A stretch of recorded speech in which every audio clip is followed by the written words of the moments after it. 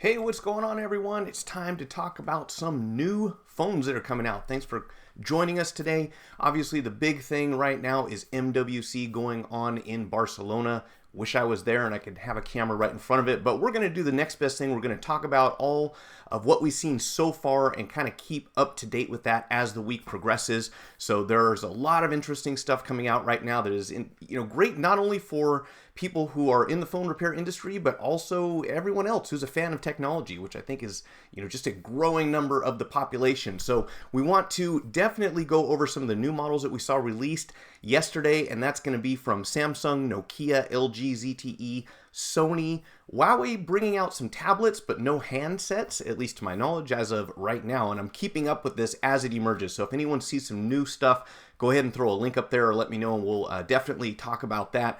Also, website blocking in Canada, which is very discouraging. I'm a big proponent of net neutrality, and it looks like they are facing some pressure from big companies up in Canada saying we want to start censoring things on the internet without having any sort of court order, just going and shutting down websites, which is nuts.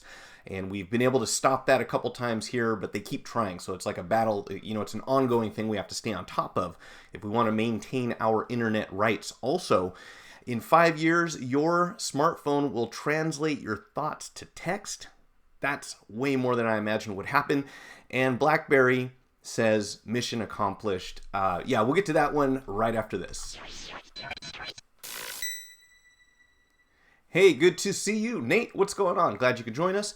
And I kind of want to start off with this first one because it's, I guess it's an easy target. That's kind of a mean thing. And honestly, I was a fan of Blackberry, I don't have anything against them. It's just sad that they gave up, to a certain extent, or just didn't really keep up rather. But Blackberry says that they've accomplished their mission, and yet they sold less than 1 million of the Key 1 handsets last year. And, it's pretty rare to even come across a Blackberry, at least where I'm at. So we don't see them. And I just got to wonder if this is like the mission accomplished, like George Bush, like mission accomplished, but nothing really was accomplished. Well, I shouldn't say nothing was accomplished, but the goal wasn't entirely accomplished, which I would have thought would be making some sort of a comeback. But it doesn't look like that's happening for them, unfortunately.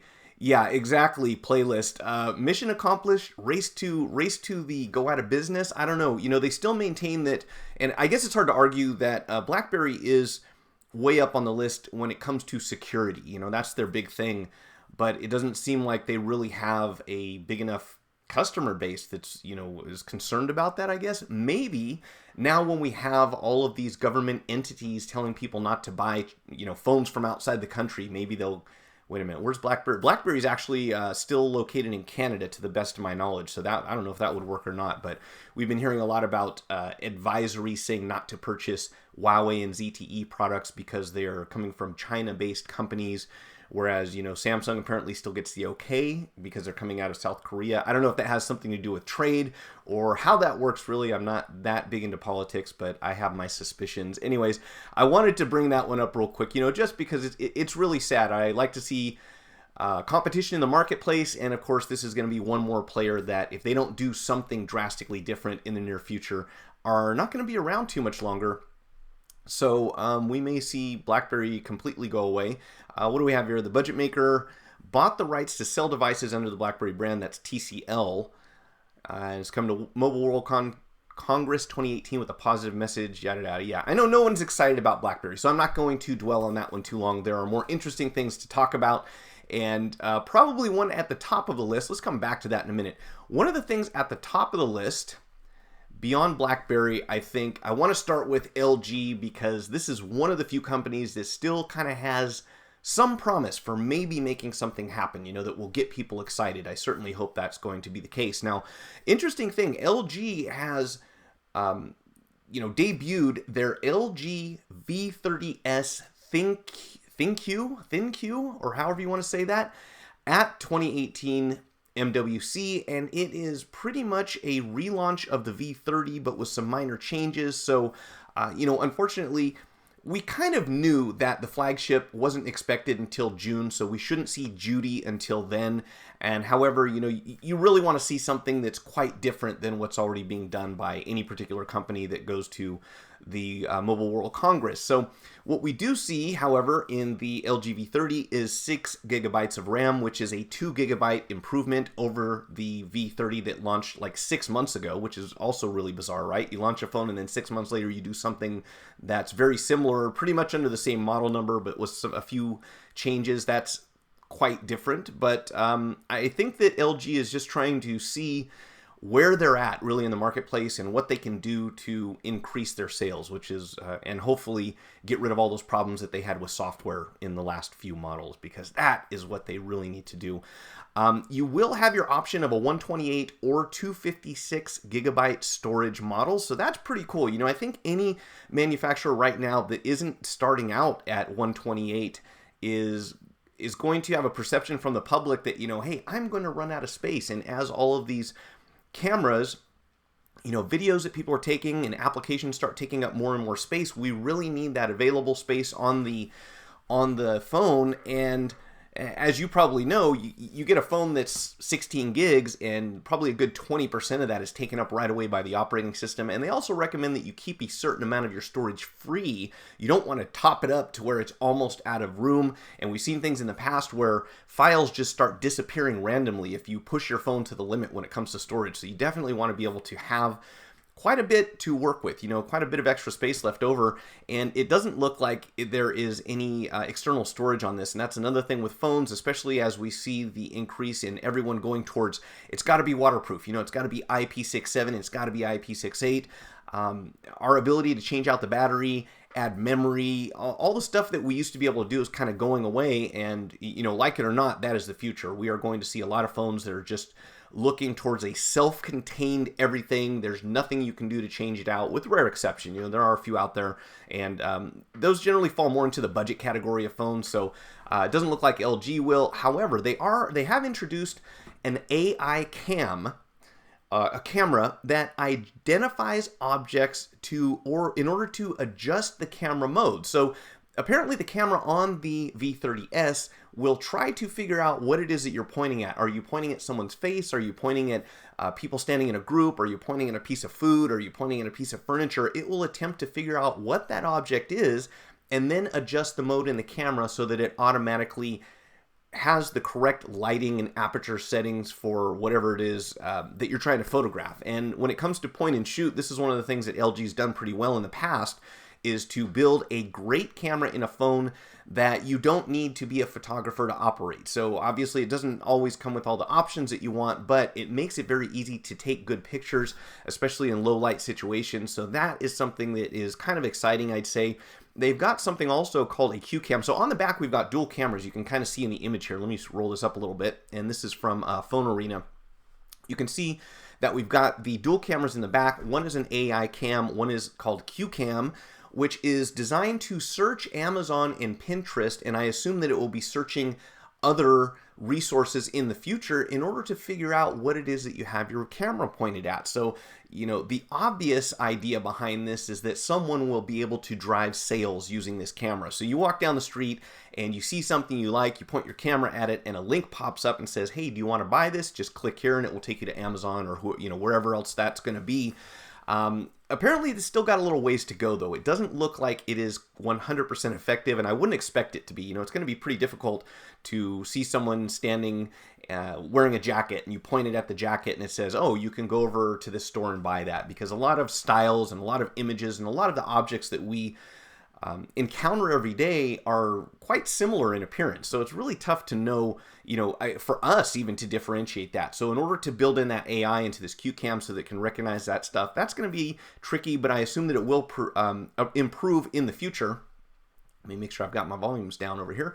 And the other thing is that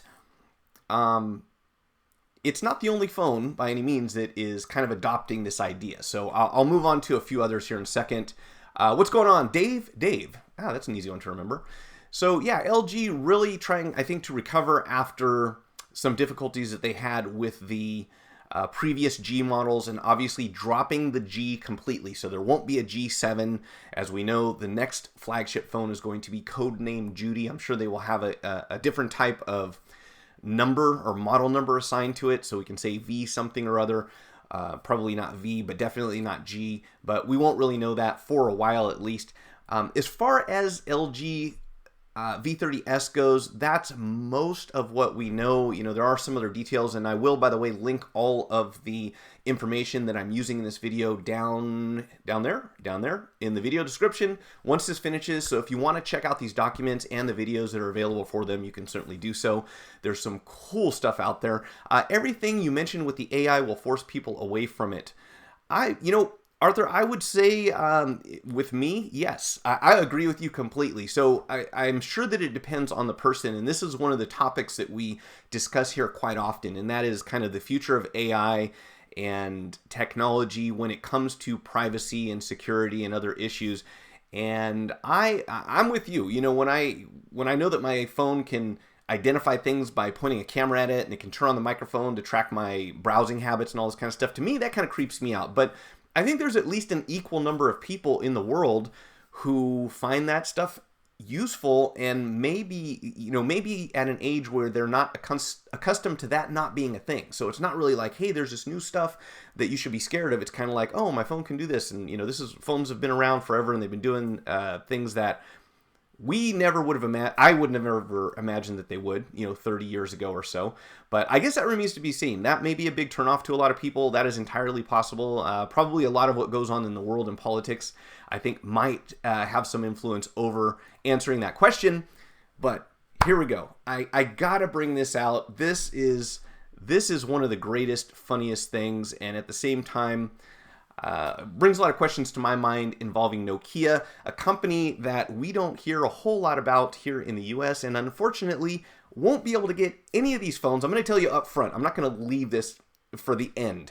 I'm going to give you the spoiler right now. All of these phones that Nokia has launched at MWC will not be available in the US at least for the rest of this year. So hopefully we can look forward to this stuff in the future.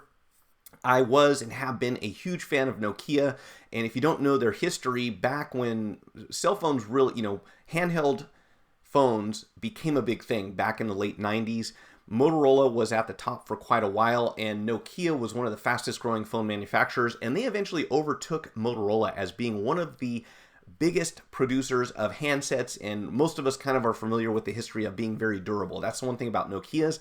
They do not break nearly as easy as a lot of the phones that are on the market. So they launched a whole bunch of phones, and I'm really kind of intrigued by the way that they're going about this. So for one thing, they are starting off with quite a few phones that fall, well below the flagship phone model pricing. So they're going to be quite a bit more affordable. And the odd thing about this one, if you didn't see The Matrix, this is pretty much a remake of the phone that Keanu Reeves used, or Neo used during the movie. You press a little button on the side, and that little thing slides down to answer the phone, and then when you want to close it, you just push it back up. I really wish I had one of these, and in fact, I'm thinking about buying one and having it shipped over, because I'm somewhat convinced this is going to be a collector's item. Of course, a lot of us would have liked to have the original one, and I'm sure that thing's worth a little money by now. But this 8110 apparently is going to be using a Firefox OS, so it won't be Android. It won't be as simple as the very first Matrix phone, which was pretty much just talk and text. This will have an operating system. It's got a bigger display than the original Matrix phone, but it's going to be running on Firefox OS, which I don't know what... I am not familiar with that operating system. I haven't used it. Obviously, it didn't go over well enough for us to all hear about it over here, but I'm a little intrigued to see how that works. Target audience, the first group who loves their feature phones see no reason to change to a smartphone. I think that's going to be a relatively small group of people, and again, I would love to see some success from Nokia, especially over here, should they enter, re-enter the US market, but I'm concerned that going after people who don't care about smartphones is, I don't know.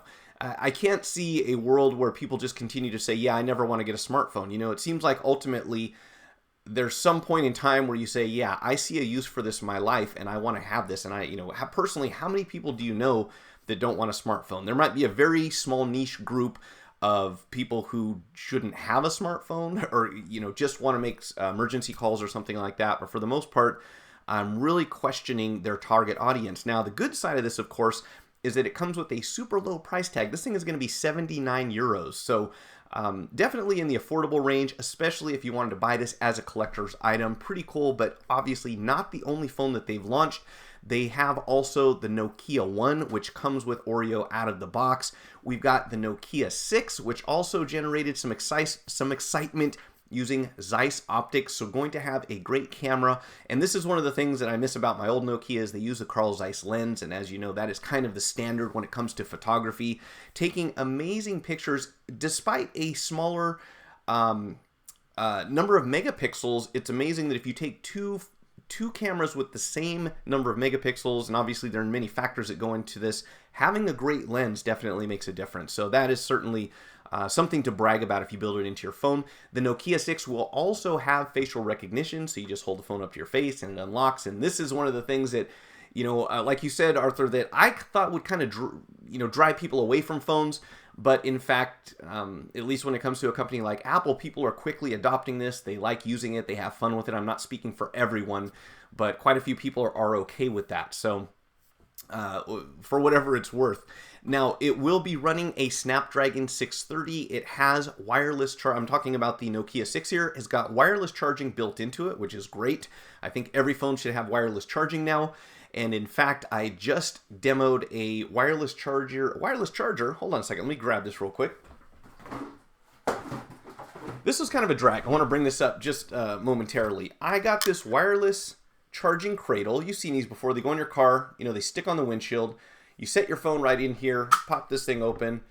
Bam. There you go. And you are wireless charging. No wires attached or no strings attached, right? Well, here's the thing. I just finally ended up getting an iPhone 8 and decided to use it as my daily driver because of the wireless charging. And here's the downside. As you probably know, with any iPhone, you don't get rapid charging when you use wireless charging unless you have a specific wireless charger made for that phone. So here, again, I thought they were going along with Qi technology. Everything was going to be compatible, but this, unfortunately, does not rapid charge your phone in the car if you happen to be using an iPhone. So that's the one slight drawback with it. Beyond that, the Nokia 6 will be available in April. I want to say they said about the beginning of April, so that's definitely something to look forward to if you're in Europe or Asia, I suppose, or you want to import your phone from outside the US. So let me jump back into the comments here. Actually, let me get the comments here on the screen, and let's see. More interesting news I came across in the morning. Oh, cool. See, I like that. And look, I can bring it right. That is awesome. I can bring your link directly into the browser, so that's cool. Apple confirms it uses Google's cloud for iCloud. Okay, I'm going to come back for that, but definitely interesting news right there. I probably should have done that in preview mode, but whatever. Oh, and don't you do that. You know what else I love is that you can mute a tab, bam, on Chrome just like that, and then I'll never have to hear that music playing again while I'm trying to talk. So where were we here? That was the one that you just sent me, and oh, so that made me lose my Nokia link? No, there we go.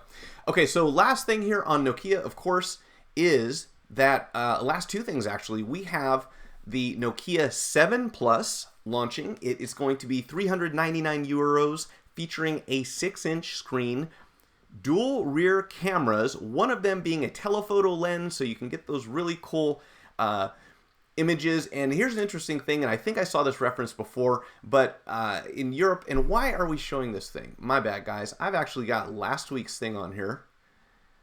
See, I was so convinced I was going to get this 100%, and it is not President's Day. Where is this thing? You need to go away. If I can find it. That's not it. That's not it. Oh, well. One of these days, I will have a now I have a black box. One of these days, I will have a completely perfect live stream with not one single technical error, but there's the one. So back to the Nokia 7. They talk about front-facing pictures, not as selfies, but as bolfies. I didn't know that was a thing. Probably any of you who are in Europe already know that. That's what they call it. So they talk about having amazing bolfies. A pro camera. Now, here's the thing that I have always loved about Nokia, and I would like to see it again here, and that is having, let me see if I can fix this real quick, people, because it's going to make me insane if I can't. Where are you? Oh boy, it gets really complicated to do this on the fly, but I am going to try to find something here. And one of the things about, where are you? Oh, you're killing me here. I know it's in my live stream folder. Let's see if we can find it. You know what I probably need is to have like a little thing playing in the background for when I'm trying to figure this stuff out, so you don't get bored to death. Let's see, where are you? Here we go. Let's try this one. Does that work? Maybe? How's that? Yeah, it works great, except it's the wrong size. All right, let's see if we can fix that. And you stay right there, and we are good. Thank you for being so forgiving when you're watching a live stream, because I know it sucks when that happens. Now, Nokia 7 Plus, as I was saying, one of the things that I miss about my Nokia Lumia 1020, which I know that's ancient, but it had pro camera controls built in. You can adjust everything on that camera, and I can appreciate the fact that a lot of manufacturers want to sell something that's easy to use for most people. That totally makes sense, but it would certainly be nice to allow people to tweak, you know, all the different settings on their camera and not kind of be locked out of some of them like a lot of manufacturers have done. You know, they've taken away your ability to adjust quite a few things. So I am really excited about that for Nokia. And here's the other thing, and we probably should have a photo of this up here, but I don't have it at the moment. The thing about the AI imaging suite that is included in the Nokia 7 is that you can add masks, so kind of like Snapchat stuff. You can put filters, you can put beards and glasses and hats and all kinds of things. But beyond that, you can create animated emojis based on your own image. So you don't have to do, you know, if you're using something like an iPhone 10, you can create an emoji and you can pick, you know, you want it to be a dog or an alien or whatever else. This thing, it scans your face, it takes a short period of time, and then generates a character that looks something like you. So that's kind of cool. And I am getting way behind here. I'm going to wrap up the Nokia 8 and then I'll go back to the comments real quick. So here's the other thing. Let's see if we can actually get this on the screen, because I do want you to see it. And somehow I lost the image that I had. So check this out. The Nokia 8 Sirocco, this is the big deal. This is the flagship. This is the thing to talk about, and it has no headphone jack apparently. But what it does have is vacuum molded Gorilla Glass 5 on the front and the back. It is milled entirely from a single block of stainless steel, which they brag about being 2.5 times as strong as aluminum, and they said aluminum. But I don't know that anyone's bragging about how strong their aluminum phone is, and I thought it was interesting that they brought that up. So, okay, maybe they had a previous model that was made from an aluminum frame. Say that 10 times fast. And IP67. And this is one of the other things that I definitely want to talk about today, especially for those of us who are technicians, and that is the whole move towards waterproofing. So we'll definitely come back to that. IP67 wireless charging, 7.5 millimeters thick on the spine, so that is the thickest part, but it actually goes down as far as 2 millimeters on the edges. So they're going with the whole curved edge thing, kind of like Samsung started out with. It will include 6 gigabytes of RAM, and it says 128 gigabytes of storage. So I assume that is the only option that you have for that phone. Still quite a bit, you know, at least they give you plenty to start with in the beginning. All right, let's get back to these comments. I don't want to get far behind or anything like that. We will definitely talk about what you linked me playlist. Greg M, welcome. How you doing? So should I pile them up here in Canada and sell them in the US? Get your banana phones before they go bad? You know, I know that sounds funny, but if you're reselling them, if there's no other source for that, maybe, you know, that could be a big thing. I keep thinking of that banana phone ringtone that they came out with. And once you think about that, it will get stuck in your head. So sorry for mentioning that. Hopefully it won't follow you around for the rest of the day. Let's see. It doesn't have the button to open the button like the Matrix. Michael Fisher had hands on. Well, that's kind of lame. So how do you open it then, Tech for your needs?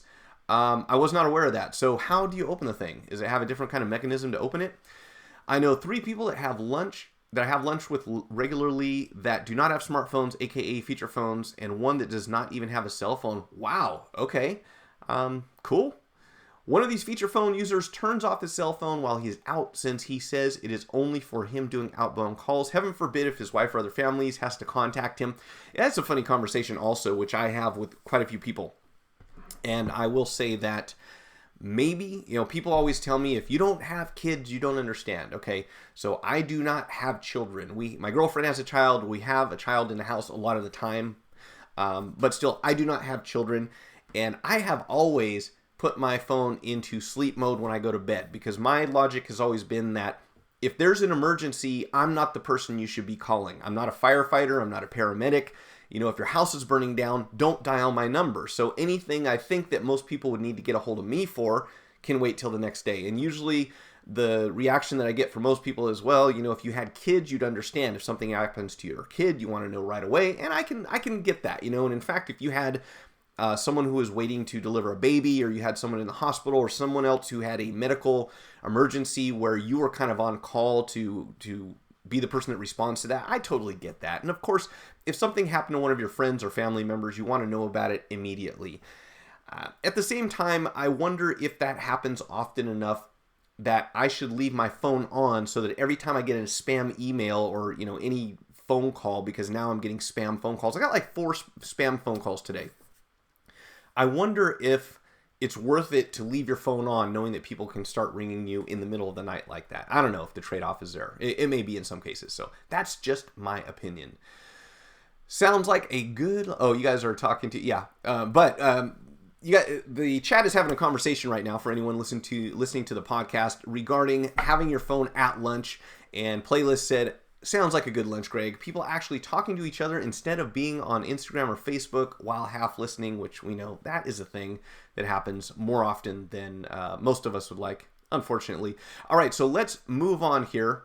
Firefox OS is on some smart TVs. Interesting. I haven't had any hands-on with Firefox OS. I'm interested to see what that looks like. I wonder if there are any phones in the US right now that I can get a hold of that use that. I will look into that. Or is that something you can... Is it like a Firefox OS ROM you can put on an Android device? I don't know enough about it to talk too much about that. All right, so let's talk about the big boy right here. And that is... Oh, we'll have to come back to that also. Where are you? Let's talk about Sony? I guess we're going to talk about Sony, because for some reason, I don't know where I put my slide for Samsung, but all of us have heard plenty about Samsung in the meantime, right?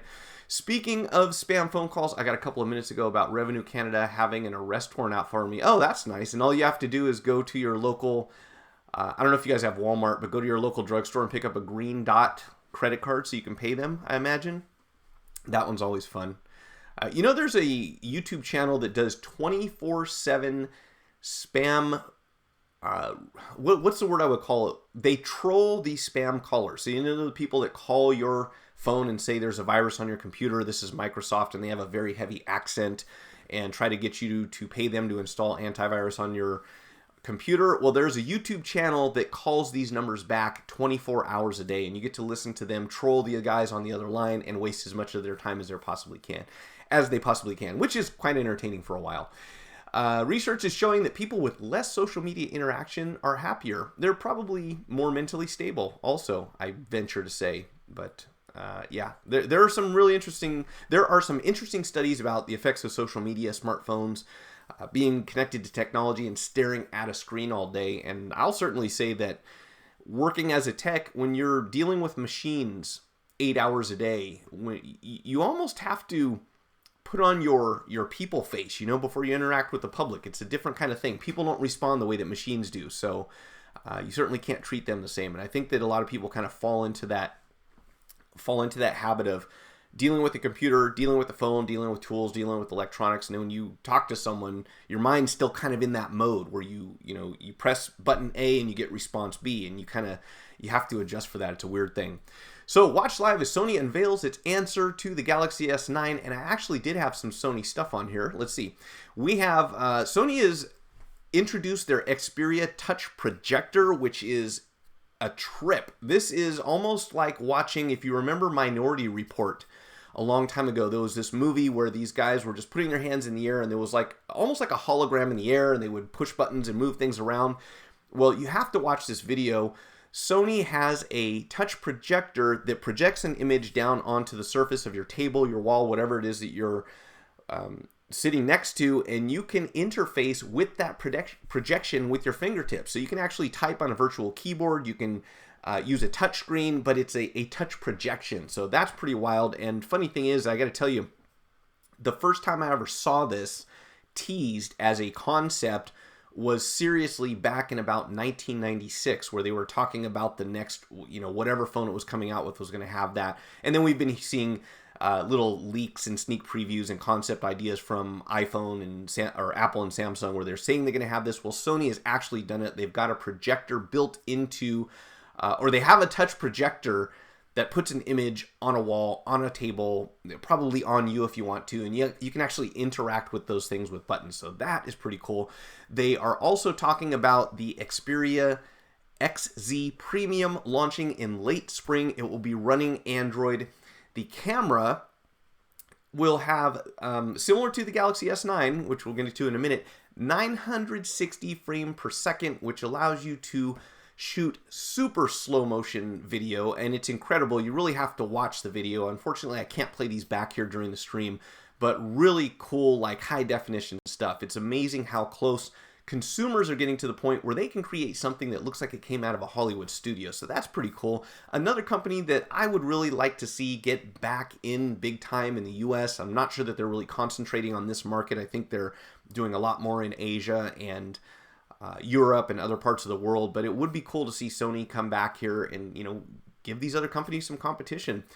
4K HDR display. So, if you're looking at something that's 6 inches or smaller in diagonal and 4K is an issue for you, well, this is a phone that's going to answer that question. They're going to have a 4K display built into the phone itself. So that will be interesting. Also, something called predictive capture buffer. So when you're shooting a video with this new Sony phone, as soon as it detects motion, it starts recording, which makes a lot of sense, because if you can't get your finger on the start button soon enough, you miss that part of the video. And this phone is going to have the intelligence built in to know to start buffering the video, so that the moment you hit record, you're going to have a few seconds prior to when you hit the button that will be included in the file that's saved. So apparently it's constantly buffering the moment that it detects motion, and then you can tell it where to start. And I think that this is something we probably should see in a lot more phones. We should see, now that someone's doing it, I think a lot of other people are going to jump on that, because that would be a very useful feature. I can't tell you how many times, and when we see videos online of people capturing things that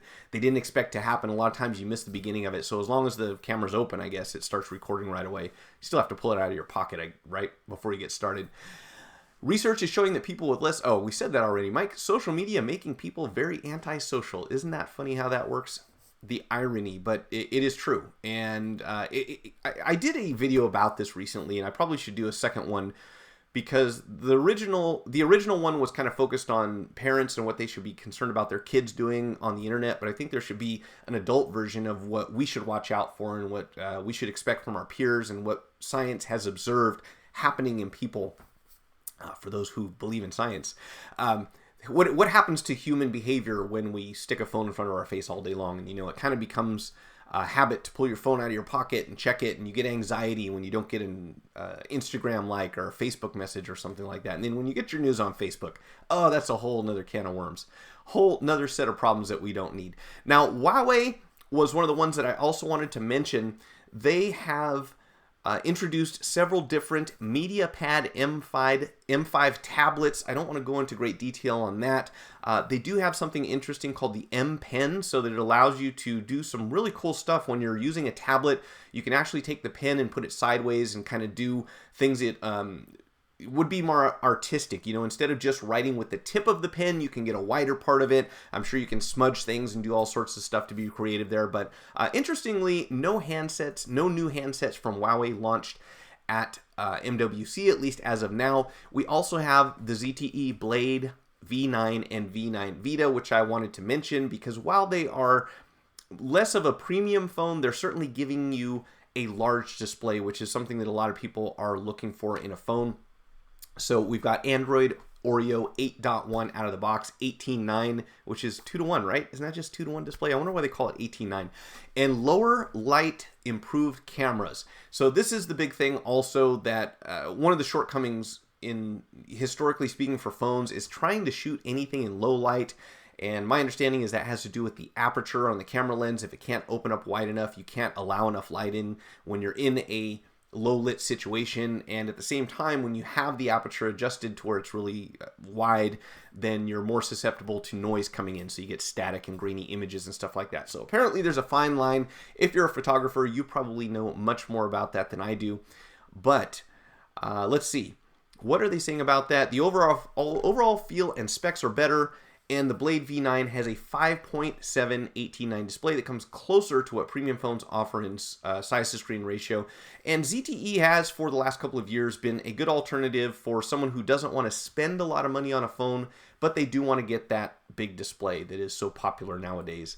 And I got to tell you, even with the 8 Plus that I'm using now, I kind of feel like I have a little more screen than I want. So I'm sure it depends, one person to the next. It's all a matter of preference, but I think I'm maybe going back to something slightly smaller because this phone just seems like a monster to lug around with me.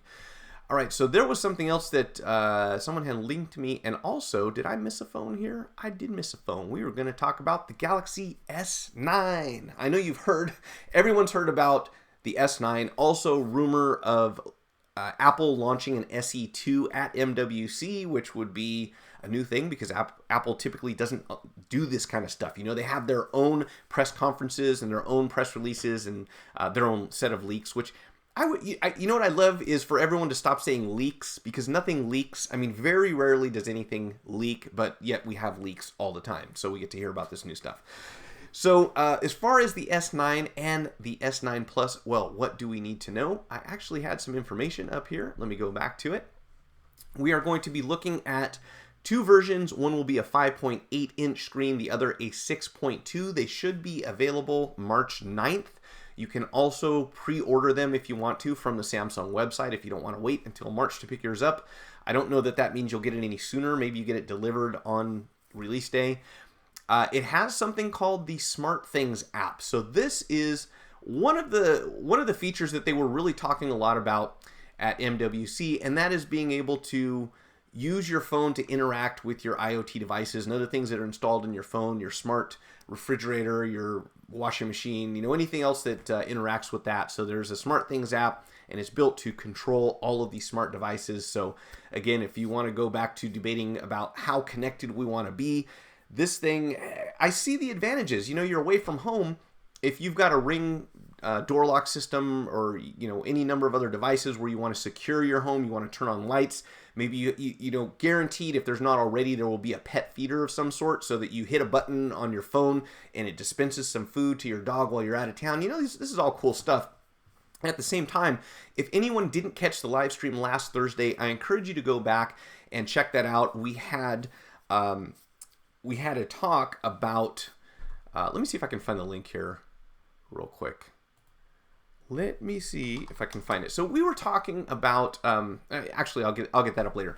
We had Shannon Morse from Hack5, and we were talking about hacking, and we were talking about security, and we're talking about vulnerabilities. And this is the one thing that would discourage me from using, one of the things that would discourage me from using a system where you could remotely unlock or lock the doors at your house. And that was this whole Amazon thing where a guy used a Raspberry Pi to basically spoof the Amazon delivery system so that after the delivery was dropped off, it looked like the door was locked, and then he came back and opened up the door right behind them. So there's always going to be that kind of stuff. And at the same time, we really probably should at least acknowledge the fact that locks are meant to discourage people. So no matter what you're locking, your house, your phone, your car, your safe, your bank account info, all of these things are made to create a difficulty when someone is trying to access something that you have and hopefully move on to an easier target. None of them are bulletproof. We've seen over and over and over that passcodes and locks and all kinds of stuff can be bypassed in one way or another. So in that respect, I would be a little concerned about that. But again, it does offer an advantage. If you left the house and you can't remember if you turned the stove off, if you can go onto your phone and check that kind of stuff, that'd be pretty cool, right? And again, if you want to feed your pets, there's all sorts of things that would be very useful about that. So it's really, you got to pick one side or the other, I suppose. Is it worth it to have the convenience for you? Also, the S9 will be featuring advanced optic features for heart monitor and blood pressure. So they're working to get more information about health, and this is going to feed that information into the Samsung Health Monitor, which is another interesting thing. This is one of the coolest things of all. They have a camera, or I'm sorry, let me back up here a second. The camera has dual aperture for lighting and adjusts just like the human eye. They say the widest aperture for a phone camera ever, which should mean that we can get incredible photos under low light conditions. Built-in DRAM memory chip, slow-mo 960 frame per second, just like the Sony phone that I talked about a minute ago. And the S9 Plus includes a wide-angle and telephoto lens, both with optical image stabilization. Here's the cool thing.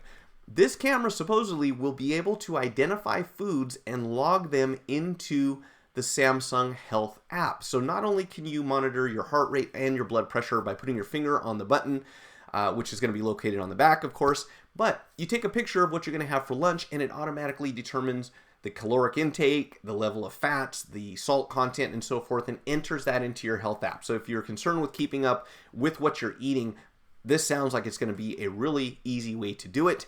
Of course, it will feature the infinity display, so close to bezel-less for the most part. An AR app for badges was introduced at MWC. So what they did is they had all the people at MWC install an application on their phone, and they handed out the name badges that they carry, and they were able to put their name badge in front of their camera and use this application to simulate a 3D model of the Galaxy S9, which is pretty wild. You really have to watch the video. Again, I will put the links, timestamps, and anything else relevant to what we talk about today down in the video description. Give me a day or so because it does take a while to go through this, but I want everyone to have easy access to go back and reference this stuff if you want to see it. We have Bixby now translating text from foreign languages. So if you happen to be somewhere where you can't read a sign or a menu or any other written text, you point your camera at the text and it will translate in real time on your screen. So you can actually read in another language. And this is something that is amazing, especially if you're going to be traveling or you don't speak a native language somewhere. I mean, I can think of like 1,000 things that you could do with this. Very cool to have that built in. Again, another thing I predict that most everyone else is going to want to jump on as soon as possible. That's something we definitely need. I mean, when we're talking about a phone, communication, obviously these two go hand in hand. It will feature stereo speakers on the front and support a horizontal mode. To me, this is one of the coolest things ever, okay? And this is also something that drives me nuts about a lot of phones, especially this one, and that is the fact that it doesn't support horizontal for everything. I mean, I hold my phone this way all the time, so the fact that my app icons, you have to keep switching back and forth. You have to put your phone in portrait if you want to look at it straight and be able to read what you're doing. You open up the application, you turn it sideways, and then with some applications, they still don't go into horizontal mode, and this is the thing that has bugged me forever. Well, the S9 is going to support horizontal mode from the home screen. So you turn it on, you flip it sideways, and all your apps appear right side up while you're holding your phone this way. Why isn't everyone doing that? I don't know. I predict that they will be very soon, or at least I hope that they will. Your notifications can be slid down from the top without interrupting what you're viewing on the screen. So usually when you pull a notification down, it fills up the screen. Well, with the S9, you will still be able to watch your video, stream Netflix, read your email, do whatever it is that you're doing, and slide the notification down from the top and see both of those at the same time. Very useful if you ask me. It's going to be available in a variety of colors, including lilac purple. So I'm not sure that that's going to be huge, but I could be wrong. We know what happened with the 5C. No one really got, when it came to Apple at least, no one really got too excited about the colors. But maybe it'll be different for Android. I don't know. Anyone heard of the EE Hawk? What is the EE Hawk? I don't think that I have. Is that one of the products that was launched? Because if it is, we will check it out right now. And meanwhile, if you can shoot me a link, that would be great. I'll be happy to pull it up. We want to look at the link that, who sent me this link? That Playlist sent me. So give me 1 second here. And what were we talking about? Oh, this is confusing. I can't see my tabs at the top, so I'm just kind of scrolling through everything. We were talking about not that. I'm just going to pull up your link again like this. There's the easy way to do it, Mike. So Apple confirms it uses Google's cloud for iCloud. That's interesting. You know, Apple also, if you have been following the news, I gotta mute another tab. You are okay. I thought that muting was permanent. Apparently, it's not. So another thing about Apple is that they have moved their cloud storage supposedly for people in China to China, which I'll probably go into that Thursday a little more because I want to keep this focused on phones. But one of the things, whoops, let's not roll that video. That could be bad news. One of the things that was interesting, oh, you're going to do that. Look at this video is going to follow me no matter what I do. Do I need to go no script on here?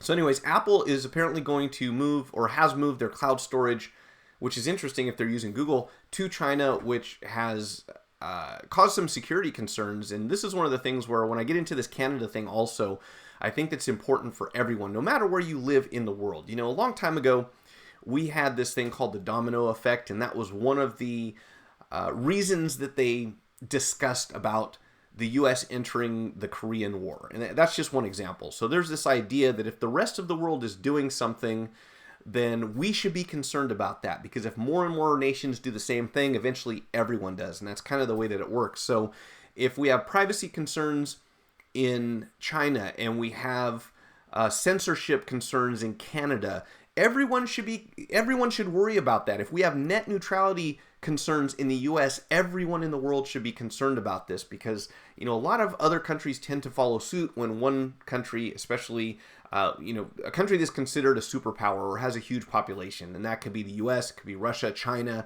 it could be India, it could be, you know, Europe as a whole. But when a large number of people have a government that decides something, it's a lot more likely that it'll happen elsewhere. That's why I think we should really be concerned about this. Now, as far as this goes, what does this article say? This is the first time I've seen this. A file that Apple updated on its website provides the first acknowledgement that it's relying on Google's public cloud for data storage. Blah, blah, blah. Let's see. Google's cloud has been picking up usage as it looks to catch up with Amazon and Microsoft in the cloud infrastructure business. That's interesting. Why would they be using Google's cloud, by the way? Any opinions on that? Because that's the first that I've heard of this. Okay, so meanwhile, let's do this. I'm going to experiment here and see if we can put this. Will this work? Yeah, that'll work, sort of. If I resize it, it would. Anyways, I'm going to try this studio mode and see if I can set something up. You know, I don't think it's going to work, actually. Yeah, all right, let's just Google it. Let's do it the old-fashioned way. What is EE Hawk? Because I have no idea.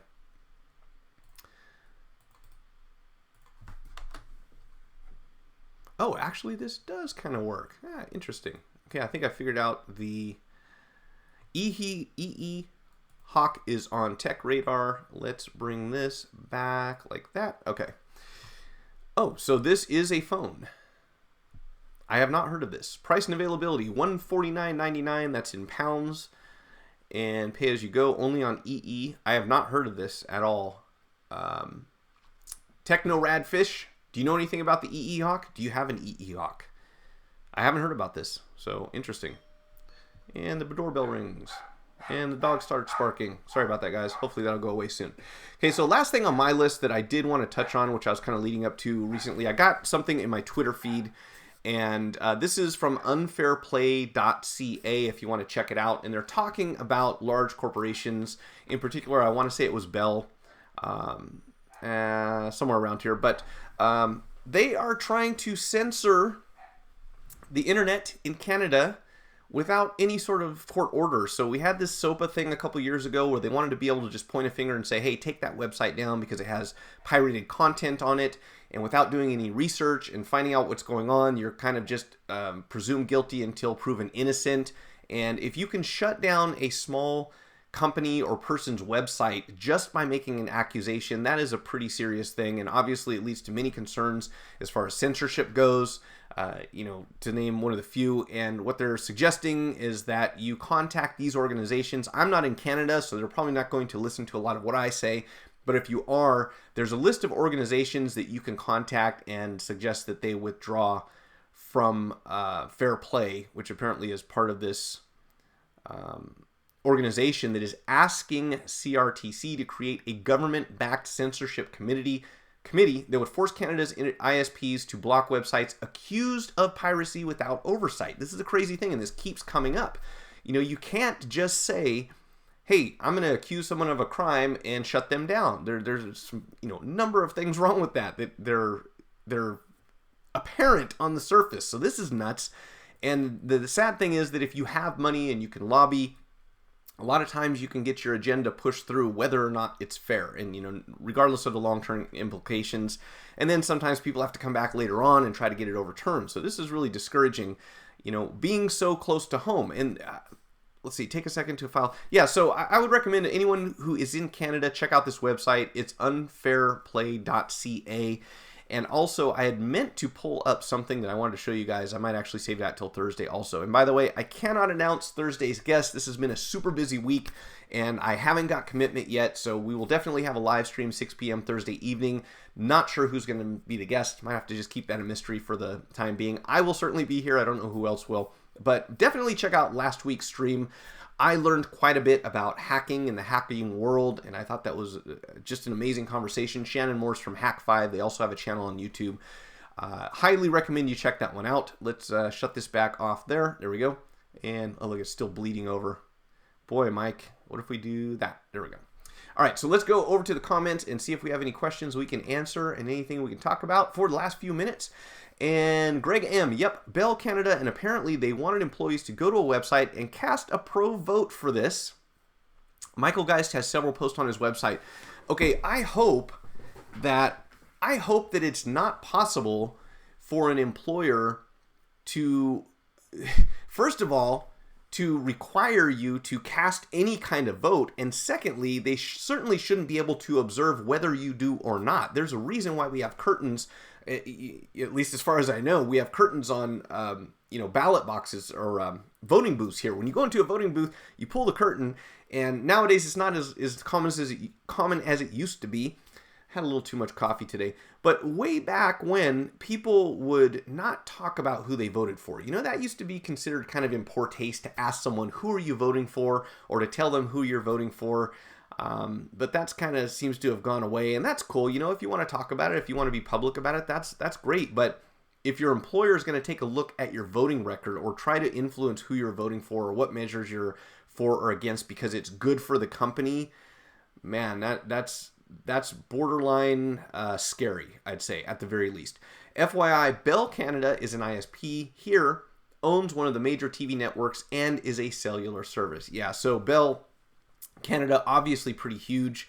And is that somehow affiliated with the old Bell that we used to have here? Probably not. Probably something completely different. But either way, to see these companies trying to do this again, and it just happens over and over and over, for the last, 10, 15 years, we have these, and I understand, it's not okay to pirate content. It's not okay to infringe on copyrights and trademarks and stuff like that. But there needs to be due process, for most crimes. I shouldn't say that because there are some crimes that all you have to do is be accused of, and you're pretty much considered a threat until you can be proven innocent. But not saying that's good, but it is the way that it is. But when you accuse someone of piracy or copyright infringement, I think the burden falls on the person who's bringing that accusation or those charges against the other party. And until then, to say that, well, we're shutting your business down for all practical purposes by blocking your website or by, seizing your domain or something like that, that's crazy. And it's also a step in a very dangerous direction, where we have a government or governments who are so heavily influenced by large corporations that you really wonder, who is making the decisions. And again, I try not to dig deep into these, but these are certainly relevant when we talk about technology and, all of the variables and all the things that go into the content that we're able to access, the content that we're able to generate, the stuff that we're putting out there, how private that should be, who has access to the pictures that we take or, statements that we make, communications that we have from one person to the next. It's really creepy, honestly. And I'm disappointed and shocked, really, to see this coming from Canada. And maybe it's one of those grass is always greener, but I always kind of viewed Canada as maybe being slightly more consumer rights orientated than the US was for some reason. I don't know where I get that from. You know, there's also obviously the perception of the polite Canadian. That's kind of a meme of its own, right? But you know, I had a guy call me from Canada the other day, and it was the funniest thing. I sent a package out to Canada, and they screwed up on the delivery. The guy received the package, and I didn't have the phone number for the person I sent it to, so I provided my package. The guy called me up from Canada, as polite as can be. I mean, really stereotypical Canadian, and said, hey, I've got this package. It's not addressed to me. Do you know who the owner is? Blah, blah, blah. And I said, oh, yeah, that's the guy. I don't have his phone number. And he said, well, you know, I'll go ahead and hand deliver it to his address. So he took this over to the person it was intended to go to. Probably could have done a number of other things, ignore the package, throw it in the trash, keep the contents. But he hand delivered it to the guy, and I got confirmation that it came back. So I thought that was like a really cool thing. Gave me a little more faith in humanity. All right. Ladies and gentlemen, I think that is just about it. I've got like 3 minutes left here. And by the way, I'm going to start going back and editing out that timer at the beginning. I throw that up there so that everyone has some kind of advance notice that we're going to start the stream. I believe I talked about everything that I had planned for today. Definitely will be back on Thursday, and definitely will be doing an update on MWC. One of the things about this, though, that I did plan on coming back to, and that was the IP ratings on these phones being water resistant. So for those of us who fix phones and tablets and computers and all sorts of other stuff for a living, this is going to be a trend that we're not going to get away from, obviously. You know, more and more phones are going to be sealed shut. So obviously when we get that question from the customer, if I break my screen and you replace it, is it going to be as water resistant as it was before? No, we already know that's the answer. You know, pretty much as soon as you crack your screen, it's not as water resistant as it was when you bought it. And I suspect that over time, phones don't maintain the same IP rating indefinitely. Now, they may last a year or two, you know, through the lifetime of the phone, but eventually that adhesive and that seal has to give way. The other thing that I thought was really interesting is that Sony had kind of bragged about how they are using was it Sony? Hold on a second. Let me pull this up.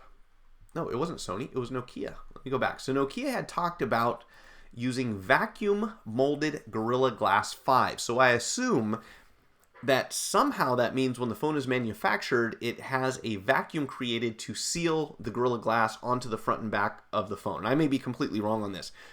But if that's the case, and you have a vacuum sealed phone, so there's literally a lack of air on the inside of your phone, and it's kind of vacuum packed to keep it closed.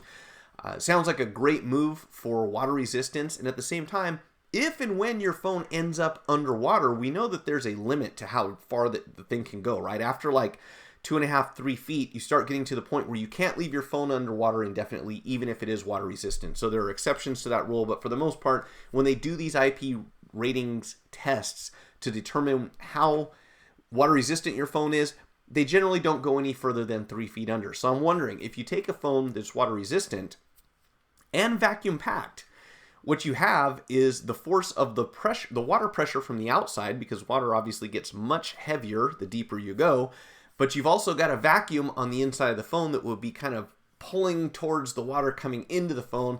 I wonder how that affects the IP rating as you go deeper underwater. And if you get at some certain point, you know, the phone just cracks and all of a sudden it completely fills with water because there's a void inside. If that's what vacuum packed Gorilla Glass means. And I'm not 100% sure on that, but it will be interesting. Let's see. So I think that was everything. And look at it, right on the nose, 3 o'clock. Technically, it's only 50 minutes, right? Because we started at 10 after. But I will be back this Friday and, of course, next Monday, 2 p.m. Pacific Standard Time for the Monday live stream, 6 p.m. for the Thursday evening live stream. I'm going to leave the chat open again for a few minutes. I want to say thanks to everyone for showing up. And until then, I will see you, where's my end screen? Next time.